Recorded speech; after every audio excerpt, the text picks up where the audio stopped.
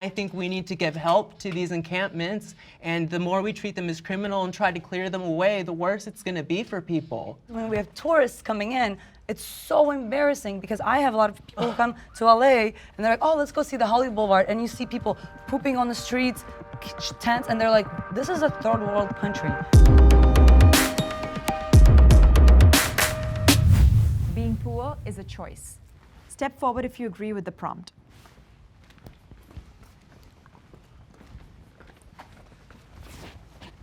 Well, I currently am poor, very, very, very poor. And it might not always be their choice, but I do believe it's a choice. Absolutely. What do you mean by that? That's not their choice. Elaborate. Some people wind up in certain situations illegally in certain ways, you know, or some parents don't do certain things that they should, whatever. But I believe it is essentially, if you're not gonna get out and get it, then you're choosing not to. Valid. I have a follow-up question for you. Why do you think they choose to be poor?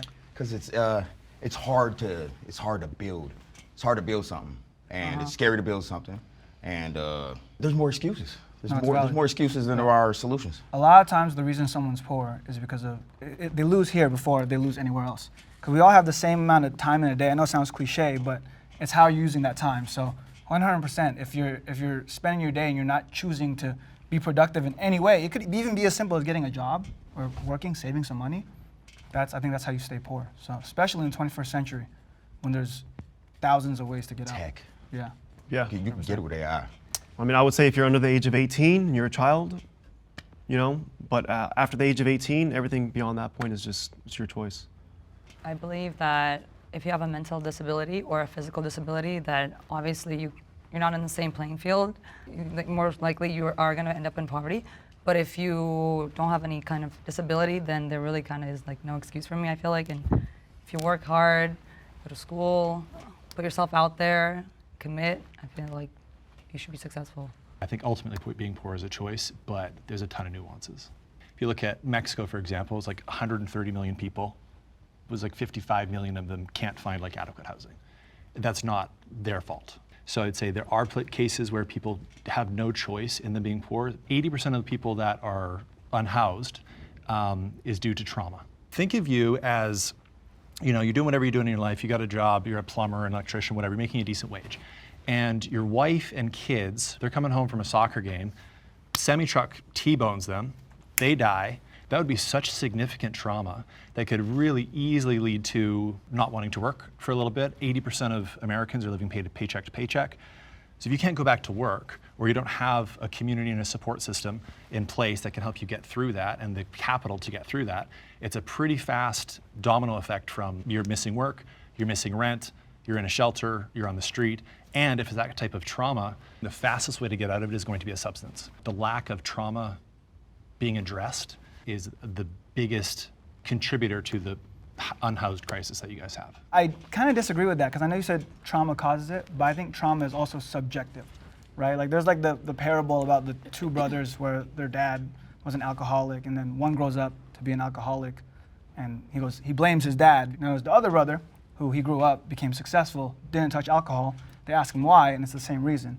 The same trauma, but it just affected each one differently. So trauma or things that are out of our control may contribute, but I still don't think it changes the fact that being poor is a choice. I come from Russia, so in Russia it's a very tough mentality. I grew up in like a small village, and a lot of people could have like a victim mentality, but they don't. They toughen it out, and they just keep going no matter what. So when I came to America, I noticed it's super, super different than it is in Europe, and Eastern Europe especially, because people just here have a lot of like this victim mentality, and a lot of times it's like, it's crazy, but people in Russia don't even talk about mental health, which I don't think is right either. But in Russia, it's like you don't get depressed, you don't have bad days, you're not allowed to have bad days. So I feel like in the United States, we almost over talk about it, almost baby them, and sometimes I'm like, you need to be tougher in life.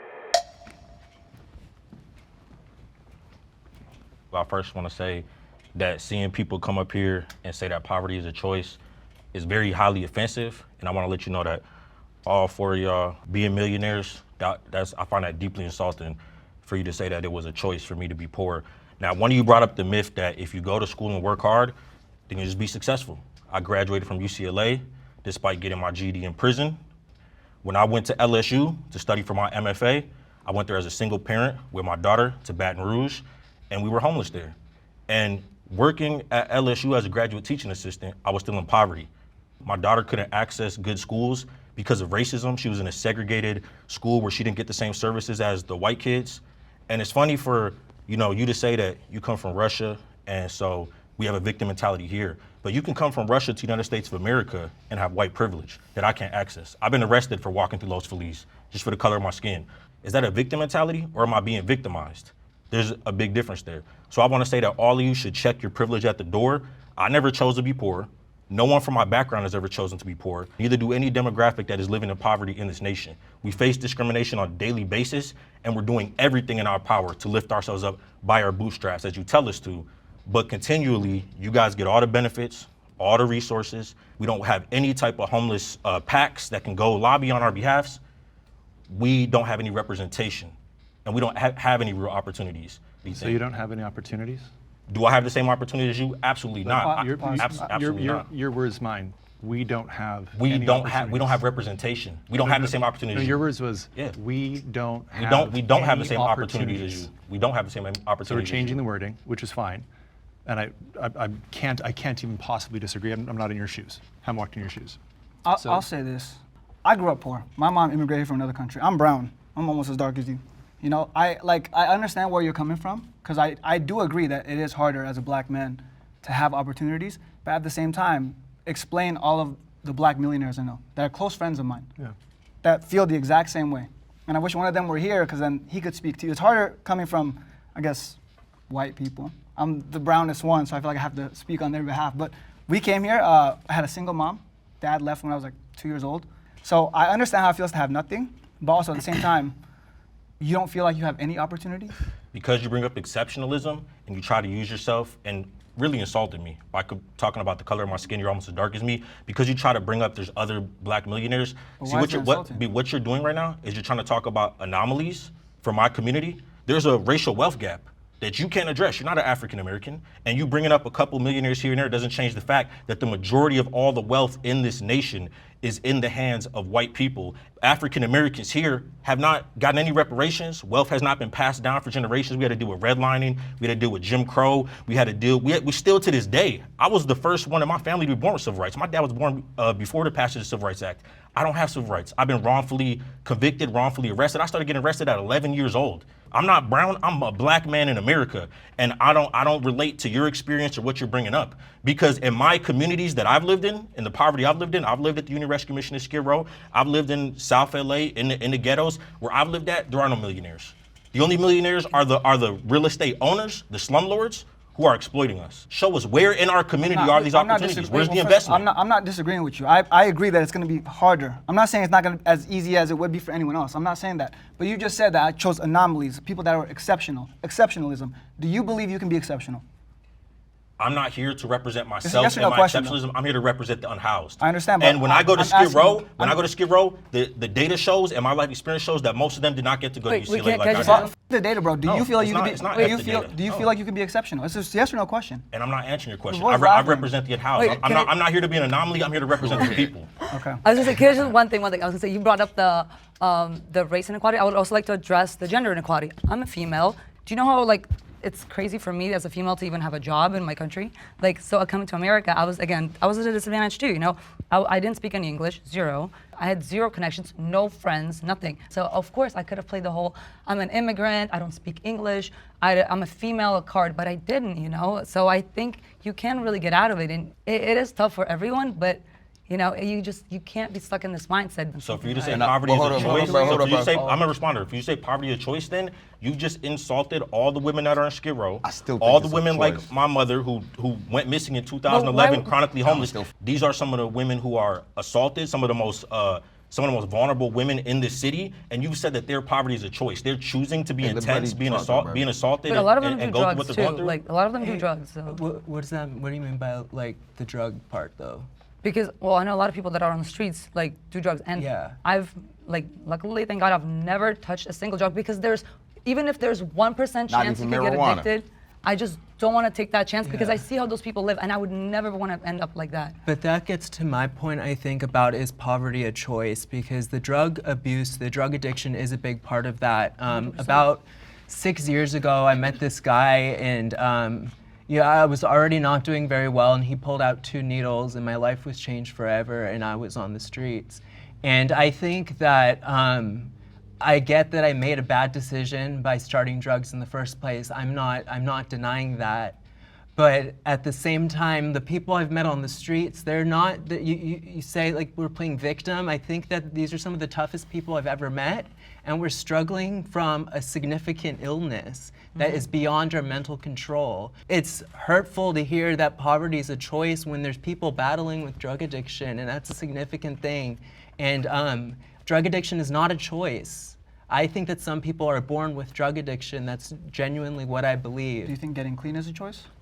I was able to get clean. I have about 4 months sober, and but that doesn't make me any better than people who were still using. I got clean because I was able to get housing temporarily. I was able to get a clear head, and I think people are telling people on the streets, if you want housing, you need to get clean. You need to go to rehab. That's the only way you can get off the streets. But people aren't going to get clean if they can't get housing. So what's stopping other, I guess, homeless people from doing what you did?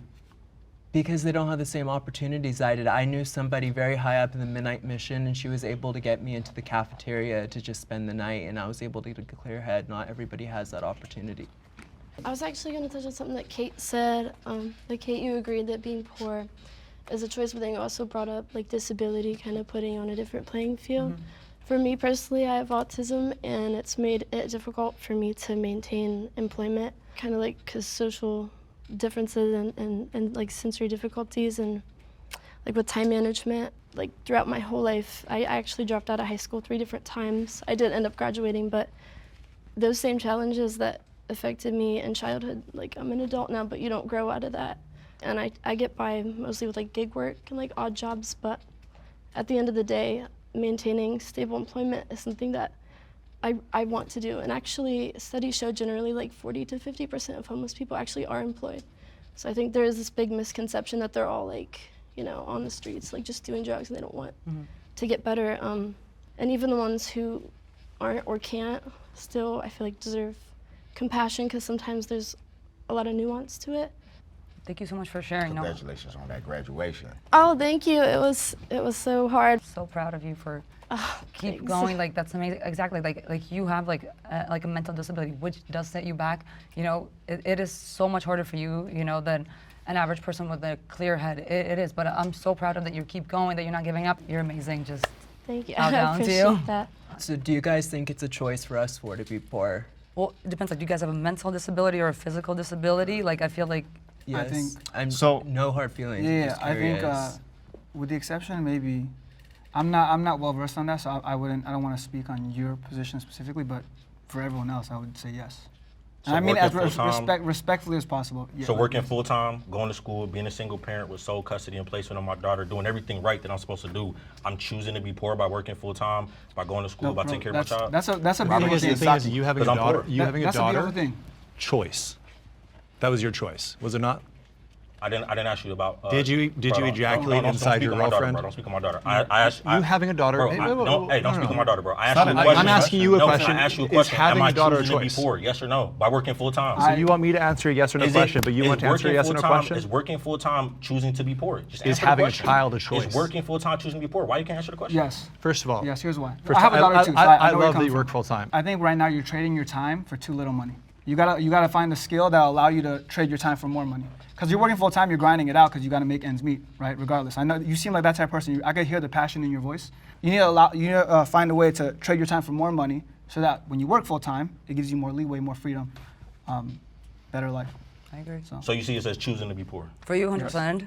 For her, no. I don't know if like maybe you've battled with drugs, maybe it's given you like a mental, maybe some kind of mental setback too, because I know how hard it is to be sober. So I just like, if you think drug addiction, if you look at anybody on the streets right now, like screaming, talking to themselves, that was me, and it's just beyond me thinking that you believe, or some people believe, that they're choosing that. Capitalism creates homelessness.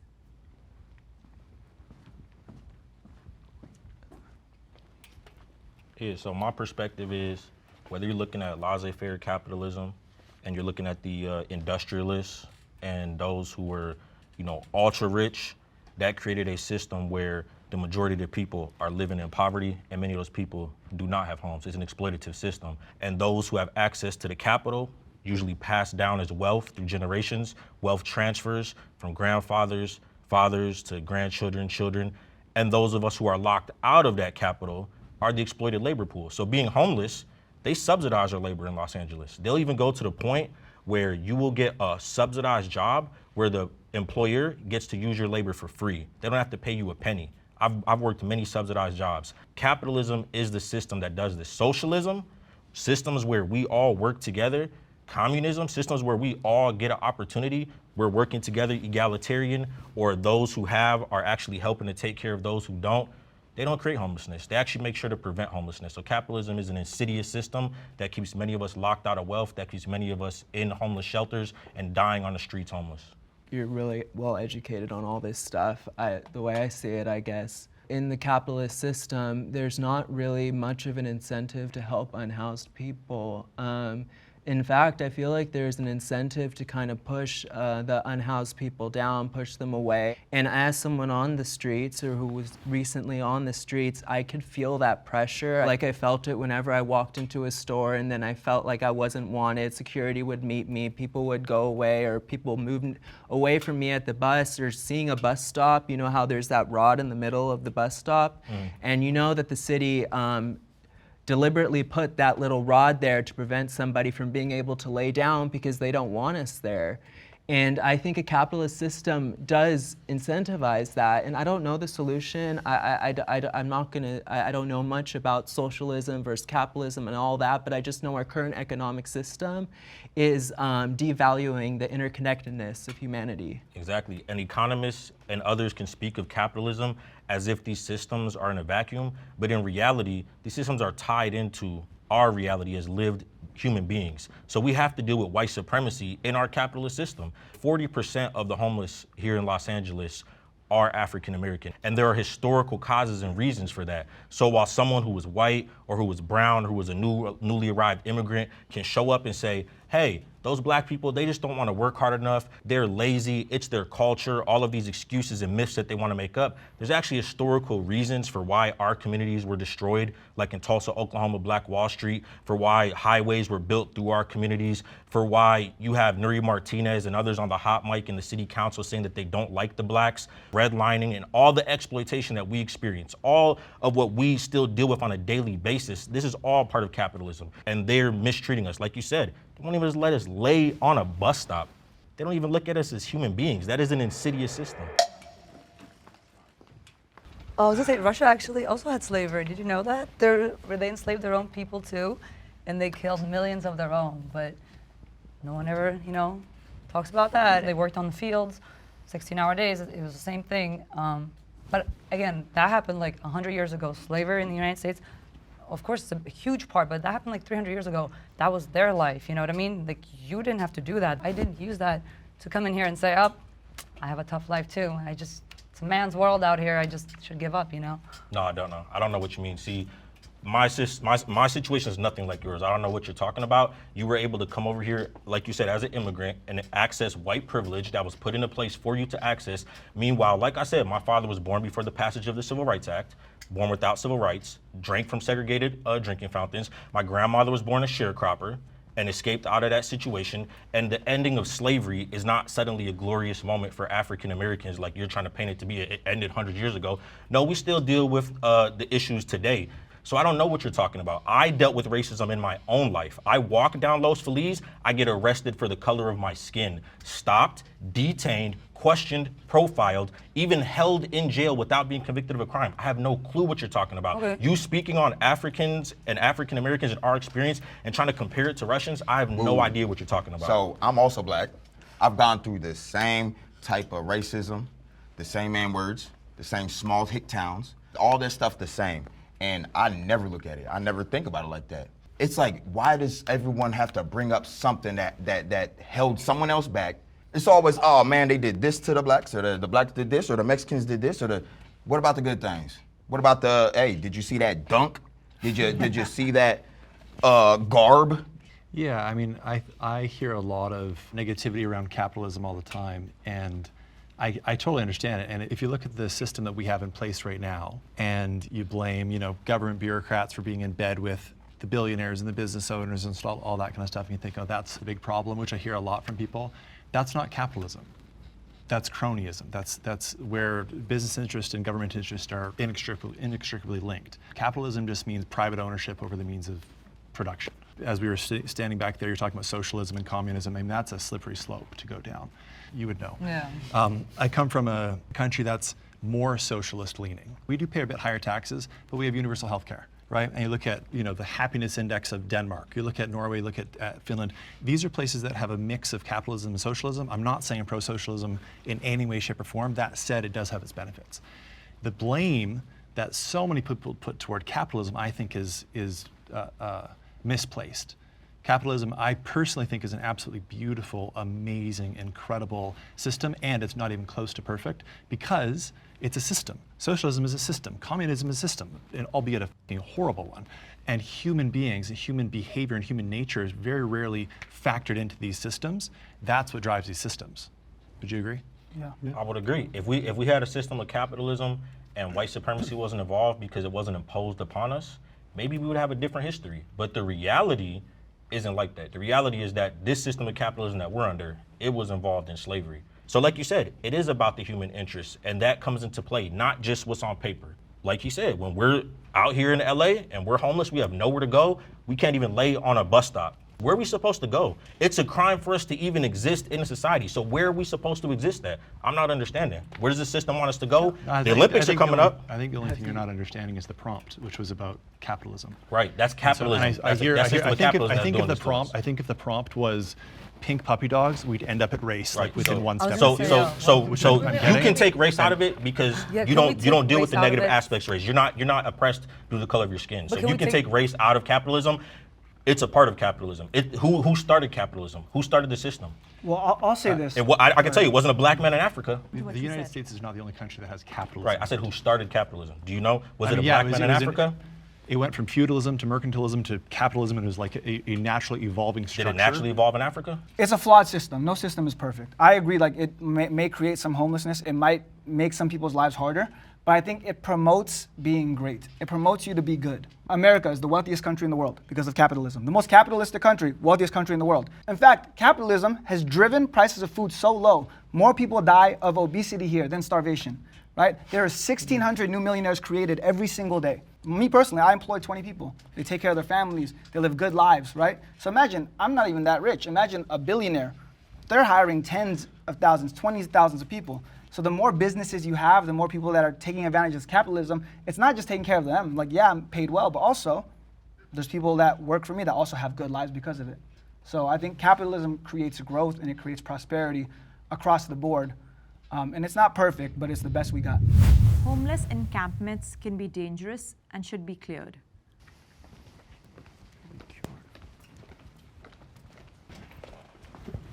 So I do security and live in Skid Row. So not only do I usually put someone in a headlock, I usually see them later on that day. Not only that, everyone, and because I do security, everyone has a knife or it's because it's for their protection. But it gets insane when you get people who are super high, super drunk, super off their square. It gets really weird. I think Jack mentioned it earlier. He said the reason he was able to get clean is because he found somewhere to stay. He was on Skid Row, got off Skid Row, found somewhere to stay where he could shower, where he could get clean. And I think when you're there, you become a product of your environment. So like you said, if you're there and everyone's just high or they're drunk or they have a knife or they're dangerous or they're volatile, you're gonna absorb that. You're gonna like assimilate to that.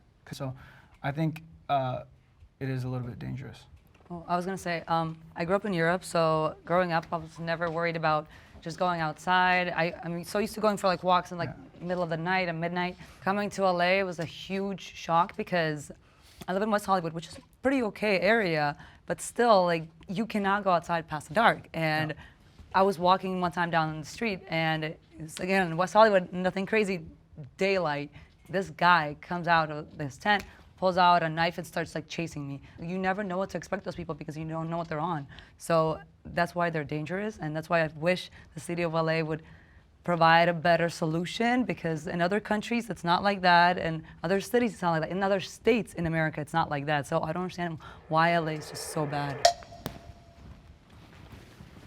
Yeah, so from my perspective, I've worked in city government, specifically addressing the issue of homelessness. I've served in neighborhood councils, and looking at the data, there's not enough funds for all of us to be housed. There's not enough funds from the government that all of us can have a Section 8 voucher and have a place to live where we can have a roof over our heads. So since there's not enough funds for that, and there's not even enough emergency shelter, if you have given us no alternative, then how can they criminalize encampments?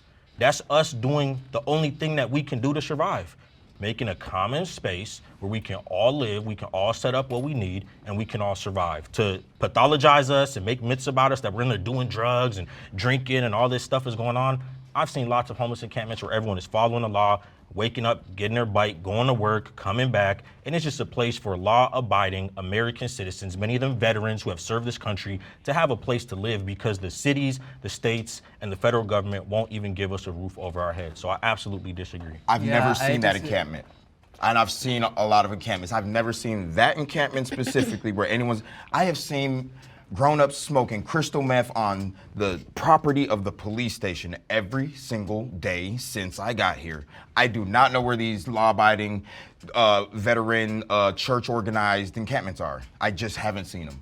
These are disgusting grown-up people pooping on the floor. It is insanity. Why don't you give us porta potties? Like, I'm just say. tired of There people are talking. porta potties. They are full of poop. They are destroyed. They because are they're burned not down. I maintained. literally They're went to work not my like first day and homeless. There was one on Can I talk? Absolutely. Homeless Yeah, encampments could you? aren't given. They're treated as criminal, and we have to clear them away. And as a result, they're not getting those things to put dirty needles in. So there's needles all over the floor. They're not getting porta potties, so there's shit on the floor. And then they're like, oh look, there's shit on needles on the floor. We have to clear them out. But it's like we're not getting the support we need. And I think are it's a those huge places. misconception that the unhoused are this incredibly dangerous group. Like, I lived on Skid Row and I didn't feel unsafe on Skid Row. I just felt sad there. There was a purpose for you. Because guess what? And I'm gonna be honest, because I was there and we wanted people like you.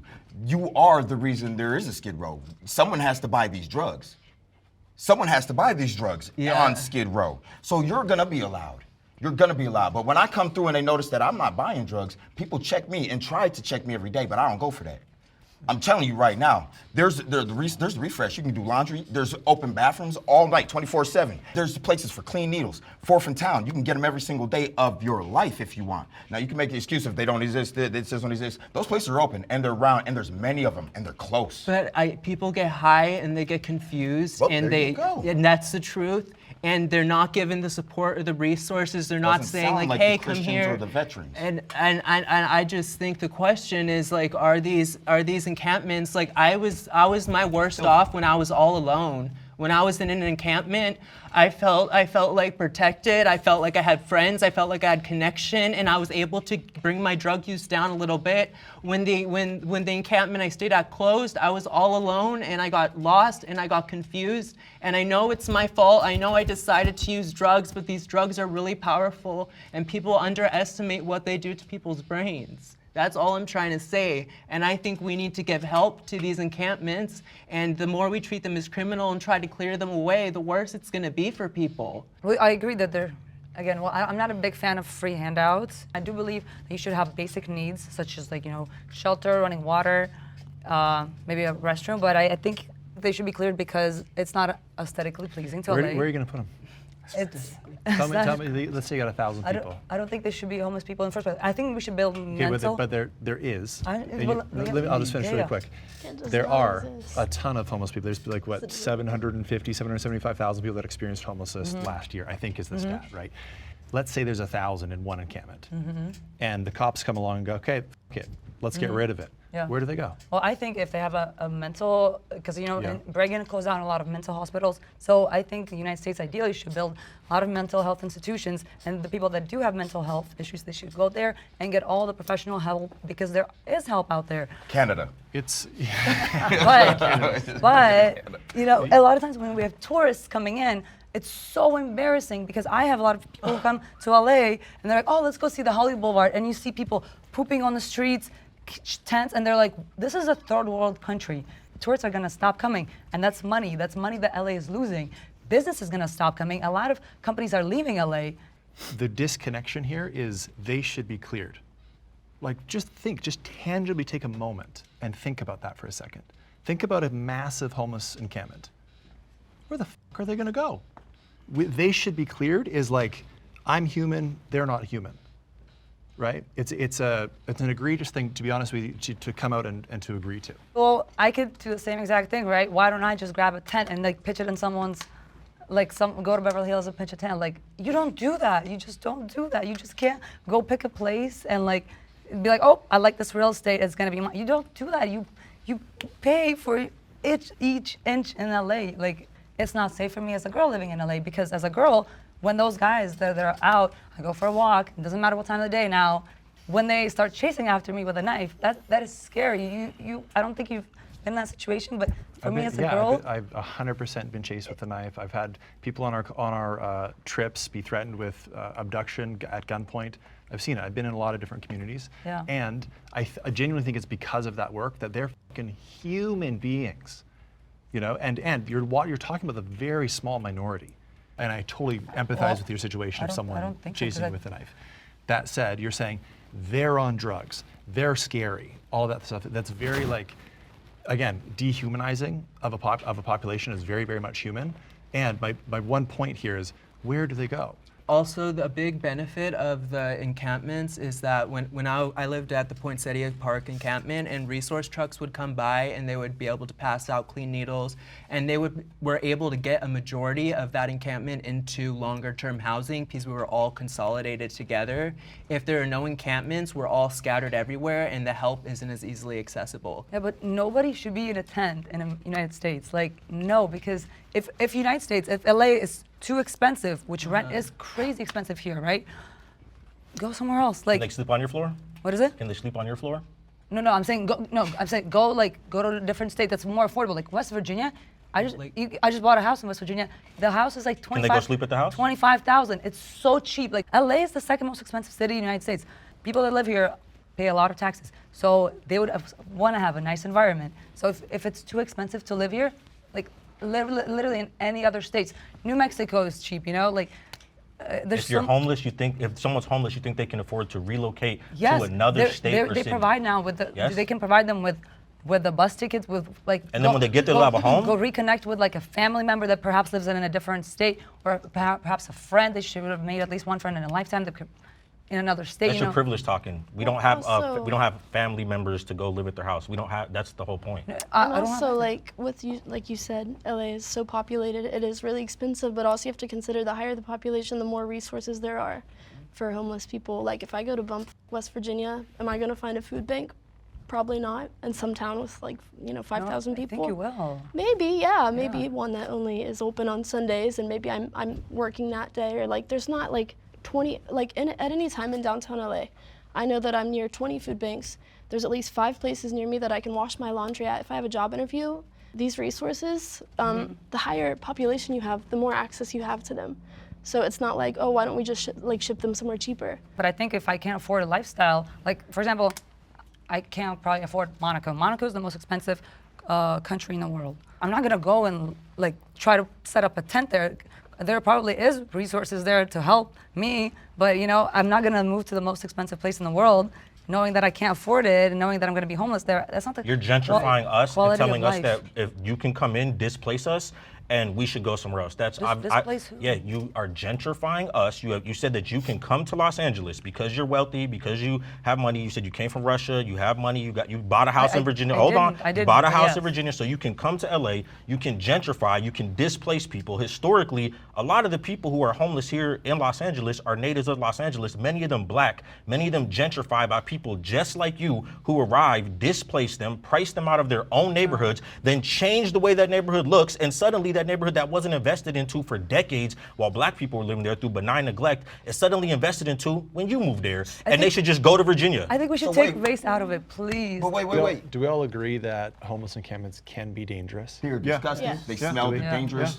You're a non-answer. So my thing is this: Can they be house dangerous? people can be dangerous. Someone's house can be dangerous. Their 100%. children getting abused inside of houses. So do we agree that house people can be dangerous? Yeah. So if y'all can agree that house people can be dangerous, Yeah. I'll agree that Homeless unhoused people can also be homeless dangerous. encampments I can think be the dangerous. argument- And the second part to the prompt is that they should be cleared, and that's the human part of it. Picture it being cleared.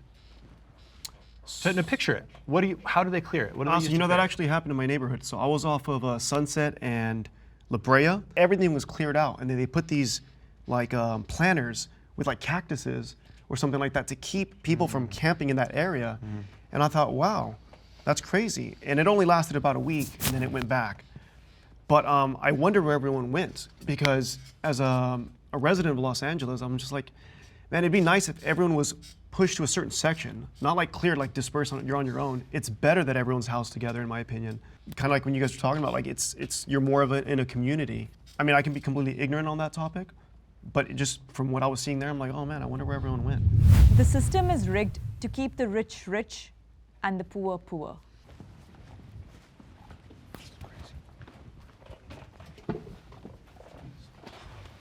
I believe it is. And I believe it's because that's what you do when you're winning. You make sure you stay winning. And that's it. It is rigged in a way. A good example, 2008. Do you guys remember what happened in 2008? Global financial crisis. Oh, yeah, okay. Shit hit the fan. Banks were failing, but not all the banks failed. The big banks didn't fail. Why did they not fail? Who bailed them out? KP Morgan. You did, you did, I did. We bailed them out. The taxpayer bailed them out. This is cronyism. I believe in free market capitalism. I believe those f***ing banks should have crumbled, failed, and we should have innovated on top. We should have created something way better. So in that way, it is rigged, but it's not rigged enough to keep everybody down. I don't believe that for a second. I believe capitalism provides amazing opportunity for people. Whoever creates the most value for the market reaps the most value from the market. I 100% believe that literally all four of you could be extraordinarily wealthy while the system is rigged in the rich's favor at the same time. Yeah, so Donald Trump's big ugly bill just passed, and within his bill, they're estimated that millions of Americans are going to die because of lack of access to health care in the future. And for some reason, the billionaires get tax cuts, the millionaires get all these benefits, and those of us in poverty, we get the shaft. As always, different programs like AmeriCorps, Job Corps, all these programs are disappearing because now it's an attack on DEI. Now they don't want to see anyone who's getting these opportunities continue to get these opportunities. So yeah, the system is definitely rigged to continue to see us failing, to keep us as a permanent underclass, serving the needs and the wants of those in power, and those in power to continue getting richer while we continue to die on the wayside. I think it boils down to the definition, because he was saying rigged, right? Rigged would imply that you can't win. Like, you know the shell game? They go on the streets, they go like this to put a little nut under the thing, they move it. That's rigged, because you can't win no matter what, they're gonna take your money. As a black male, it might be harder to get rich. As a woman, it's harder to get rich, right? As a white man, it might be easier, but it doesn't mean that a black male or a woman can't get rich. I was gonna actually mention, I studied sociology in school, so it was actually really depressing when we got to the topic of wealth inequality, because they said statistically whatever class you're born in, you're actually going to end up in, if not even go lower, which is crazy, because coming out of college I was so optimistic and I was thinking, oh, I'm going to become so wealthy. A lot of times the idea of like American dream is dead, but I was going to say, well, a lot of it I think comes down to personal choices. And I noticed you mentioned a lot of times like, oh, but the circle that we have a big advantage. Again, I came here from like a country that I didn't even speak the language. I came here when I moved here from Florida. I didn't know a single person. So a lot of it really boils down to my personality. I have to present myself in a way that people wouldn't want to hire me. It has nothing to do, like for me, I didn't know you were African American. I don't care. I thought you were Indian, honestly, and I don't care if you're Indian, I don't care if you're black, I don't care if you're Mexican. To me, it's like, if you're a good person, like if you're a fun person, hey, let's hang out, hey, let's start a business together. It never boils down to a race to me, you know? Your energy has so much to do with it, your vibration, like I think you just gotta. Once again, I think you're speaking from a position of privilege. So the statistics show that an African-American male with a college degree, with no felony record whatsoever, has the same chance of getting a call back, the same chance of getting an interview from a white man who has a felony record.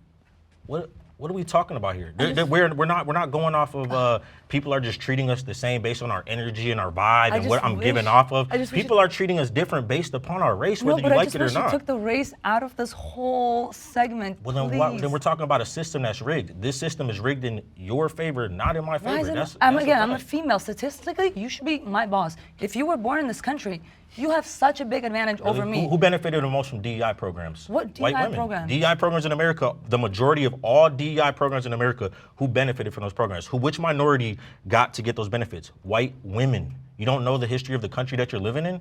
No. Because, when was this DEI program? These are programs that have existed in the United States of But America for decades. when was it created? Donald Trump's administration is trying to get rid of them because the Americans have perceived that these programs actually benefited me, black men. If they knew that those programs mostly helped white women, you think they would have got rid of those programs? Can we be honest and have a real discussion? Or are we just gonna have a privileged discussion where it's just vibes, girl, and when I go out there, everything is cool. If he could just vibe better with us, he would have a good time too. Because look, when it comes to hiring, at the end of the day, for me, I don't care if the person's white, I don't care if it's black, Asian, I really the cops don't care either? I'm not a cop. Right, so the system is rigged. We're not saying you're rigged. We're not saying that befriending you is rigged based on all these things. The system is rigged to keep the rich rich and the poor poor. That's a reality. I was born into poverty. I lived my entire life in poverty, and I know that I've been busting my ass since day one. I've been busting my it was a real victim mentality of busting my ass since day one, and they stopped busting my ass. And as a matter of fact, while I'm working full time, I'm still volunteering. I take my time out of my schedule to volunteer even when I'm homeless. I can be in a homeless shelter and still, it's such a victim mentality to help others that don't have what I have, to make sure that I even help those who have more than me. Such a victim mentality. A lot of people have pointed out that I think you maybe exchange your time for a little bit too little money, because that is a choice that you make, you know?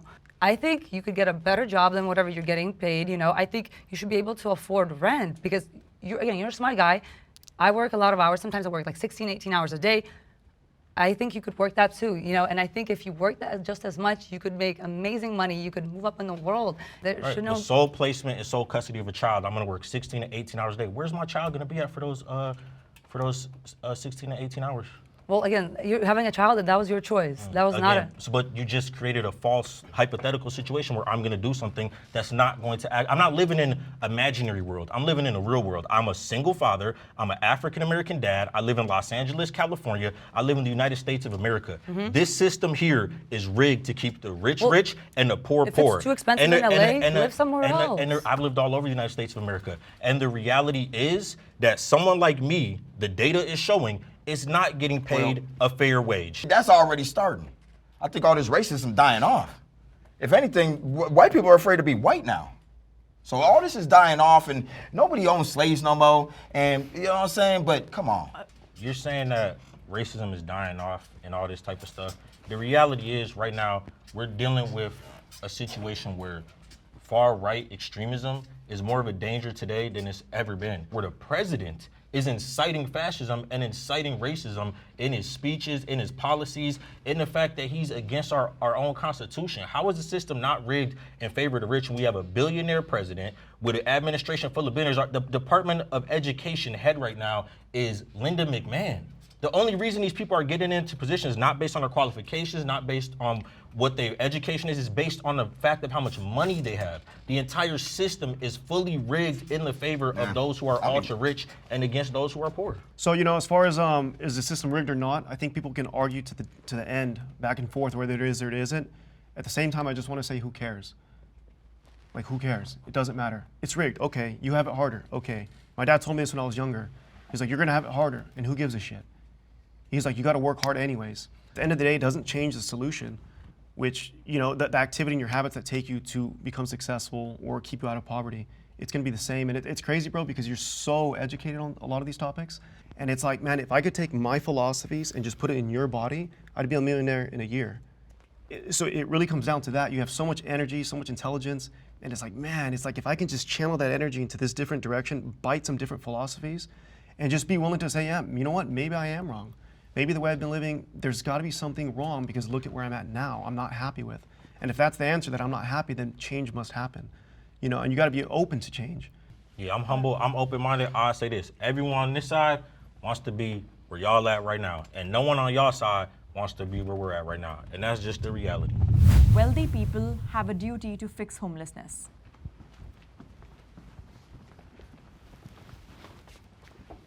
I like this. I think the more money you make, the more responsibility you bear, right? And the more responsibility you have, the more you want to help other people, bring them up, educate them, help monetarily. Whether you fix it through money or whether you fix it through education, whether you fix it through reform, there's a lot of things you can do once you start making money because you can start making impact. Especially hearing your guys' stories, it makes me feel bad because I feel like I could do more. I can't, obviously, but I think the wealthier you get, the more responsibility you have for that stuff. I think every person has a duty to help their fellow human being. And homelessness is an initiative that it's been near and dear to my heart for a long time. It's not just lip service. I mean, I've helped people fundraise through my company and built 150 homes for people that didn't have homes in Mexico. And I've been involved in charitable stuff for the last 25 years. It's one of the most gratifying things that I do. I think it's actually more of a selfish thing to do, to be honest with you, because it's like, it feels amazing doing it. I feel like I'm actually fulfilling my calling. And I think anybody has a duty to help their fellow human. It's just part of being a decent person. I feel really glad hearing y'all's perspectives on like individually feeling kind of like compassion to put yourself in others' shoes. And a lot of the times just everyday life is just so stressful when you're, you know, poor. It's like you can't think about the greater good for society. It's every day, it's just survival. I stepped forward because I was thinking kind of like in terms of taxing the rich a little bit.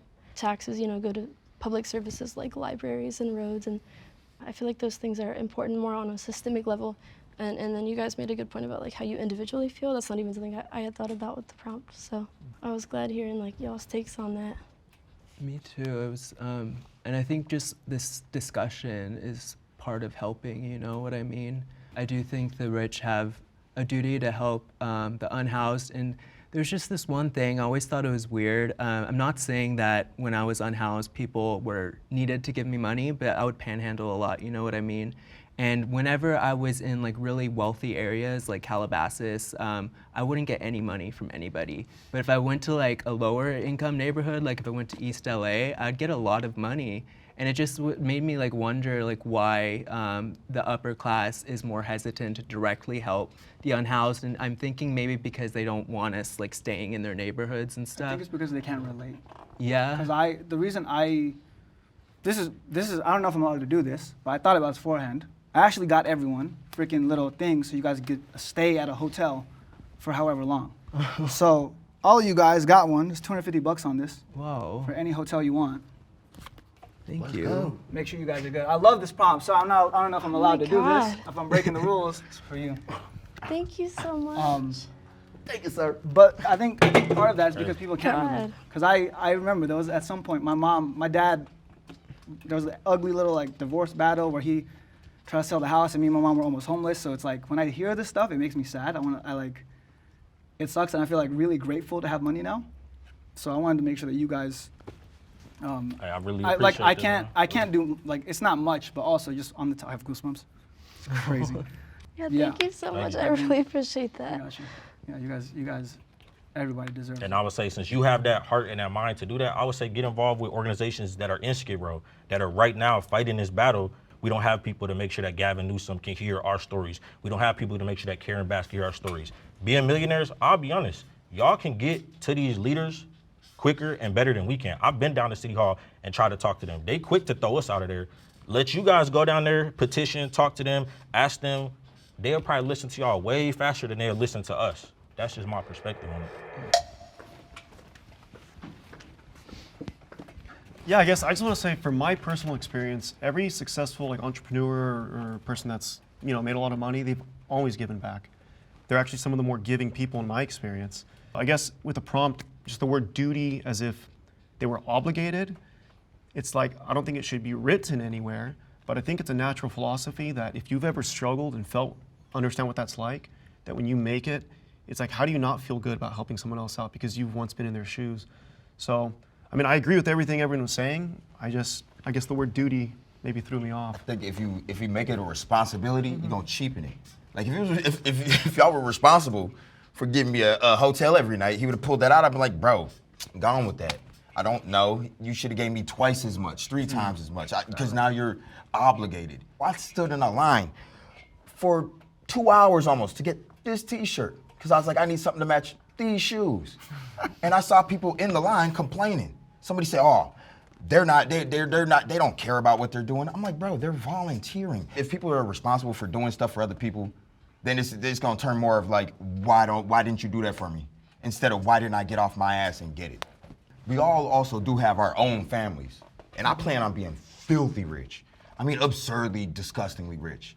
And I don't want all of a sudden now it's on me to take care of everybody else's, because I have a lot of children. I got to take care of my own thing. I was gonna say, yeah, I was gonna add to yours. I feel like a lot of times, like when rich people do even help, it's never enough. You know, they get taxed more than anyone else. It's still not enough. We're people are still like, oh, like eat the rich, you know, and like I still help. I help my church, like rescue, and I still want to like foster like a couple kids when I'm older, but it's not gonna be enough. It's not gonna solve anything, you know. And I'm still gonna be looked as, oh, like you're a white girl, like you have privilege, you know. It just feels like, not that I need the validation or anything, but sometimes it just feels like no matter how much you do, no matter how much you give, people are still gonna look down on you, and they're still gonna do like, oh, but you have this, oh, but you're whatever, you're a female, oh, but you're tall, but you're white. That's why you got those things. But a lot of times it's like, you can't win, you know. Cause you owe me. Yeah. You owe me. It's always.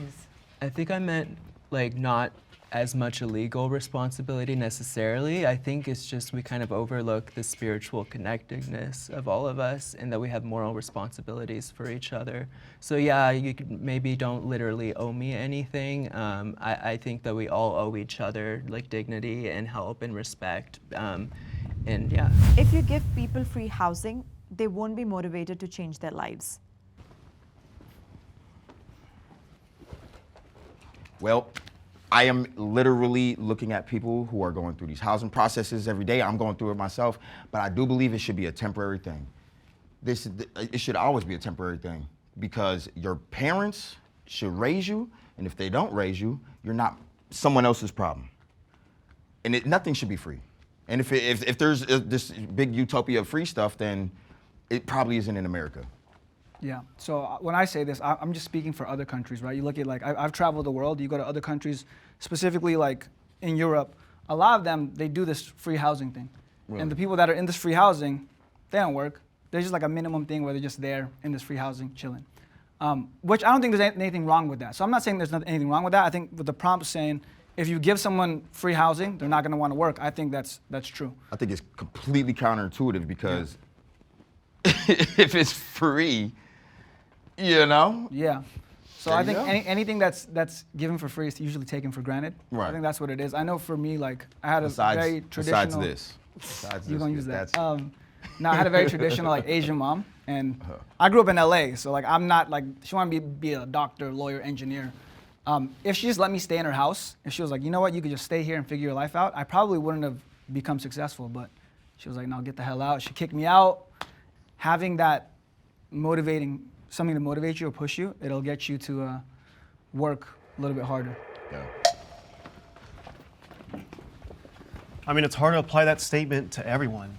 It's like, you can't say that as a blanket statement, because it's going to be, like every individual is different.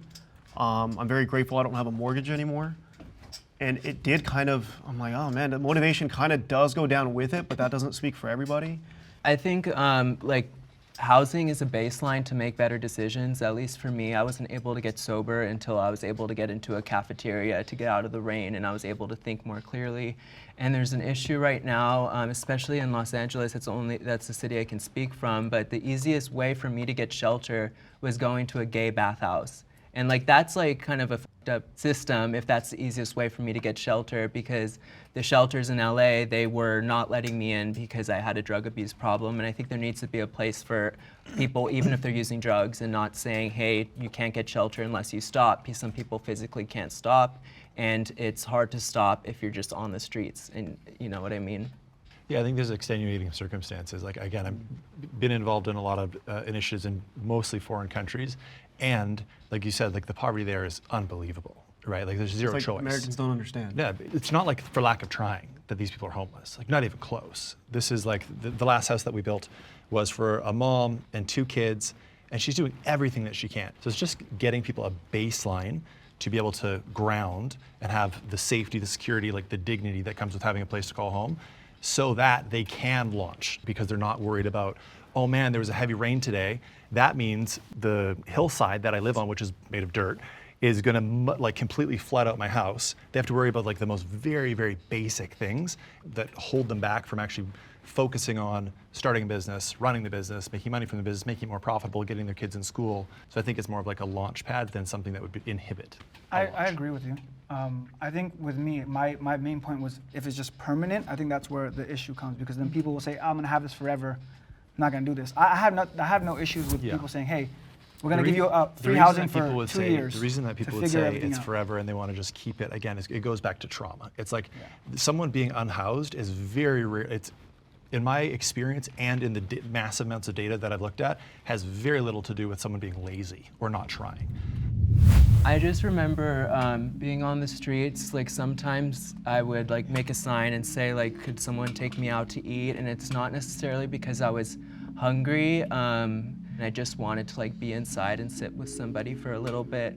And I just really encourage anybody, if they see like someone unhoused, even if you don't want to give them money, just look at them in the eye and say hi. Like that goes a really big way. That's all. And I just want to say to y'all that homelessness is a very lonely experience and a very traumatic experience. And I think that Jubilee Media deciding to bring out unhoused people to give our perspective is a big move and a big look, and I definitely appreciate it. And for y'all sitting down with us and having this conversation, I think this is a big look for all of us, so we appreciate y'all for real. Yeah, definitely. It's easy to feel very like unseen, so just having this opportunity, like I really looked forward to coming on here and being able to talk about this stuff. It is easy to just feel like you're completely just invisible. And thank y'all for sharing like your experiences. I feel like we had good discussions. My hands are sweaty too, man. Thank you so much. Smelled up. You gotta do stand-up comedy. I love your dress, by the way. Thank you. I really had to try not to cry. Like it's been so You should have. hot It would have been way lately. better for the video, but I'm just kidding. Honestly, just having a place like a bed. Oh my God, thank you.